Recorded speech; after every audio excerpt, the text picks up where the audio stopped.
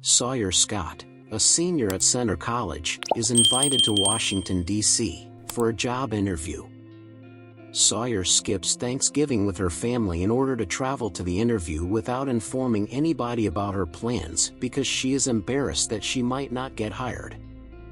She chooses a different route, which is partially closed off, after running into holiday traffic on I-64. As Sawyer eventually comes around after venturing farther into the Appalachian woodland, he is seen by brothers Buck and Hollister, who are burying a body. The brothers follow Sawyer, fearing she may have spotted them, and discover her looking at a paper map. When Sawyer declines their invitation to supper, the brothers quickly turn antagonistic after first offering assistance. During the battle, his knife injures both Sawyer and Buck. As night falls, the brothers turn around after pursuing her a little distance into the woods. Sawyer, hurt and confused, spends the night in a gully. County Sheriff O'Doyle questions Hollister and Buck, two well-known local troublemakers, after receiving a report of an abandoned car, but they deny any connection to Sawyer's disappearance. Later, the brothers resume their search for Sawyer by going back to her car and disposing of it over an embankment in the woods. Sawyer finds her cell phone in the debris of her car, but it has no cellular reception and a dying battery. Lowell, a meth cook and Hollister and Buck's cousin, finds Sawyer unconscious at a dumping place in the woods, suffering from starvation, dehydration, and blood loss. After Sawyer throws lye in his face in an attempt to flee, Lowell binds her with ropes after tending to her injured leg and providing her with food and water. The brothers show there to talk about Lowell's next batch of meth, but when Lowell forbids them from entering, they become suspicious.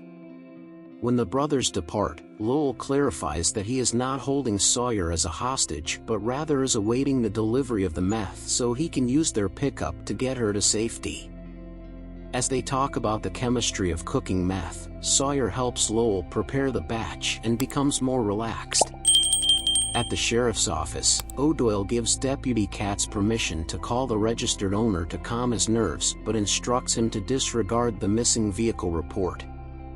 Katz shares what he has learned regarding Sawyer's abduction with Slattery, the commander of Kentucky State Police, upon his arrival. O'Doyle becomes enraged when Slattery complains about how he handled the situation and demands action. Returning to Hollister and Buck, O'Doyle insists that they track down Sawyer, exposing his role in their meth operation.